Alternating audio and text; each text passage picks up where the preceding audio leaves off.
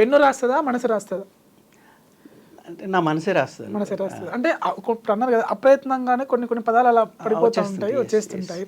So చాలా వరకు pen రాస్తుంది అని అంటారు. కొన్ని హిట్ సాంగ్స్ విషయానికి వస్తే ఇంకోటి ఏంటంటే, నేను ఏదైనా రాయాలంటే పెన్ను పేపర్ పట్టుకొని కూర్చోను. ఓకే. నేను మైండ్లో నా మనసులో ఒక ఫార్మేట్ అయ్యేదాకా పెన్ను పేపర్ అసలు పట్టుకోను. నేను పట్టుకో నేను అది కంపోజిషన్ పాడుకోవడము. రీసెంట్గా ఒక సప్లిమెంటరీ అని ఒక సినిమా చేశాను నేను మ్యూజిక్ డైరెక్టర్గా. సో వాళ్ళు ఏంటంటే అన్నీ ఫిక్స్ అయ్యి నా దగ్గరికి వచ్చారు. షూటింగ్ అంతా ఇంకా ఇంకో 15-20 రోజులు షూటింగ్ స్టార్ట్. అప్పుడు వచ్చారు నా దగ్గరికి. ఎవరో చెప్పారు ఇట్లా వరకుపల్లి అది బాగా చేస్తాడని. వస్తే వాళ్ళు వచ్చి కథ చెప్పేసి, మనకు అర్జెంట్ పాటలు కావాలి సార్, టైం లేదు, ఇప్పుడు 15th నుంచి షూటు, నాకు ఏప్రిల్ 15th ఎప్పుడో షూటింగ్ స్టార్ట్, మార్చ్ 28th ఎప్పుడో కలిశాను నన్ను. సో ఇంత టైంలో ఎలా సార్ అంటే, మీరు ఎలాగైనా చేయాలి సార్, సింగిల్ షెడ్యూల్ అయింది, పాటలు అన్నీ ఒకే షెడ్యూల్. ఆయన ఎన్ఆర్ఐ అనమాట. ఓకే.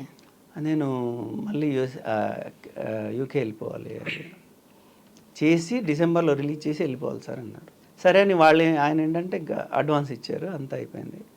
సరే నేను అప్పటికి ఏదో సినిమా చేస్తున్నా, తమిళ సినిమా చిన్నది. సరే నేను ఏదైనా వస్తే నేను ఎప్పుడూ కాదన్న అనమాట. ఇంకా నేను చేయలేని పరిస్థితి వస్తే తప్ప ఏది వద్దు చేయను అని చెప్పాను.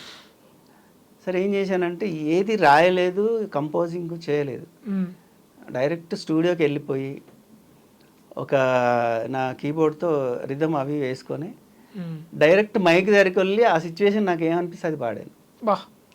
అలాగా 6 పాటలు అట్లే పాడి రికార్డ్ చేసి ఆయనకు పంపించాను. మీరు నమ్మరు, ఒక్కటి కూడా ఇంకో పాట చేయండి అని అడగలేదు.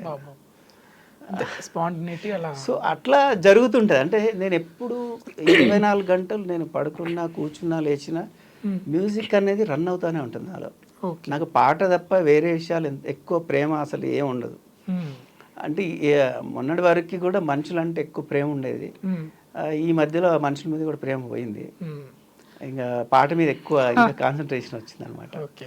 ఇప్పుడు అంటే మీ కెరియర్లో ఇంకా ది బిగ్గెస్ట్ అంటే కూడా ఇది ఒకటి మంచి సాంగ్లలో ఒక సాంగ్, సినిమా చూపిస్తా మామ. అవును, అది మీరు రాశాను, కంపోజ్ చేశారు, రాశారు, పాడాలని కూడా నేనే పాడాను. యాక్చువల్గా నేనే పాడాను. ఒకసారి పాట పాడుకొని. మామా నువ్వు గిట్ల గాబర గీబర తత్తర గిత్తర సక్కర గిక్కరొచ్చి పడిపోకే, నీకు నాకన్న మంచి అల్లుడు దునియా మొత్తం తిరిగిన యాడ దొరకడే, సినిమా సువిత మామా నీకు సినిమా సువిత మామా, సీనుకి నీతో సిటీ కొట్టిత మామా గల్ల చేద్దామని కలిశాను. నేను భగీరథుడని ఒక సినిమా చేశాను అంతకుముందు, 2010. అంటే మన వైఎస్ రాజశేఖర రెడ్డి గారిది ఆటోబయోగ్రఫీ అనమాట. సో అది సినిమా ఆడలేదు యాక్చువల్గా, మంచి పాటలు ఉంటాయి. సో ఆడియో కంపెనీ వాళ్ళు కూడా విని, ఈ టీ సిరీస్ వాళ్ళు విని, ఒక శంకర్ సినిమా లెవెల్లో చేసావు బా పాటలని చాలా మెచ్చుకున్నారు. సో ఆ ఆడియో ఏంటంటే, ఇప్పుడు వైఎస్ రాజశేఖర రెడ్డి గారి ఫోటో పెట్టి ఆడియో రిలీజ్ చేశారు. యాక్చువల్గా జనాలు ఏంటంటే, రాజకీయ సినిమాలో పాటలు ఏముంటాయి అని వినడం మానేశారు అనమాట. కొంతమంది అయితే సీడీ ఇచ్చినా కూడా ఈ సినిమాలో ఏం పాటలు ఉంటాయని పక్కన పడేశారు. సో నేను ఆయన దగ్గరికి వెళ్ళి, ఇట్లా నేను మ్యూజిక్ డైరెక్టర్ సార్, చిన్న చిన్న సినిమాలు చేశాను, మీరు ఈ పాటలు ఒకసారి వినండి అని ఆయనతో మాట్లాడి, అప్పటికి రేస్ గుర్రం ఇంకా చర్చల దశలో ఉంది. అప్పటికి మ్యూజిక్ డైరెక్టర్ ఎవరు లేరు.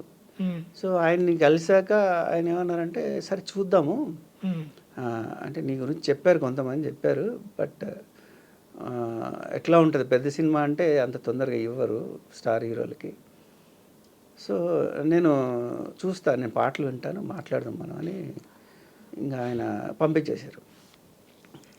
తర్వాత ఒక కలిశాక 1-2 నెలల తర్వాత సినిమా దసరాకి ఓపెనింగ్ అయింది. ఓపెనింగ్ అయ్యాక నేను ఊరికే మెసేజ్ పెట్టాను, ఆల్ ది బెస్ట్ సార్ అది. ఆయన కాల్ చేసి మనం కలుద్దాం యాదగిరి, మనం వర్క్ చేద్దాం. అక్కడికి తమన్ ఫిక్స్ అయిపోయాడు. సరే ఫిక్స్ అయ్యాక మనం ఏం చేస్తాం ఇంకా అనుకొని నేను ఊరుకున్నా. దాని తర్వాత ఇంకా నేను అప్పటికి ఒక తమిళ్ సినిమా ఒప్పుకున్నా, చిన్నది, తెలుగు తమిళ్, చిన్న బడ్జెట్. సో అది 10 అడుగులు ముందు పడితే 100 అడుగులు వెనక్కి పడుతుంది. సో ఇదంతా కాదని అంటే చాలా కష్టంగా ఉంది. పిల్లలు రెండో పాప పుట్టింది, చాలా ప్రాబ్లంగా ఉంది బతకడం హైదరాబాద్లో. అంటే 10కి 20కి అడగాల్సి వచ్చింది. ఓకే.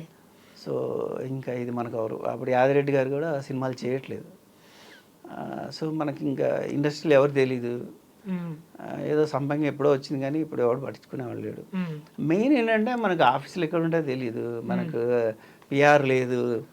ఇంకా బ్యాడ్ ఏంటంటే ఆ టైంలో ఇంత సోషల్ మీడియా లేదు. సో ఇంకా మనం కష్టమే, ఇదైతే కష్టం అవుతుంది. ఎందుకంటే నేను ఒక్కరిని ఉంటే ఎక్కడో తిని ఎక్కడో పడుకోవచ్చు, భార్య ఉంది, 2 పిల్లలు ఉన్నారు. ఇదంతా కాదులే, మనం ఇంటికి వెళ్ళి పొలం ఉంది, 2 ఎకరాల పొలం ఉంది కదా, చేసుకొని అవి అక్కడే ఉందా అని అన్నీ తట్టబుట్ట అన్నీ చదివేసుకొని ఇంకా మాకు అవకాశం ఇచ్చింది, మాకు ఏది వచ్చినా మాట్లాడేది యాదిరెడ్డి గారు కాబట్టి ఆయన దగ్గరికి వెళ్ళి, సార్ ఇలా నేను వెళ్ళిపోతున్నాను సార్,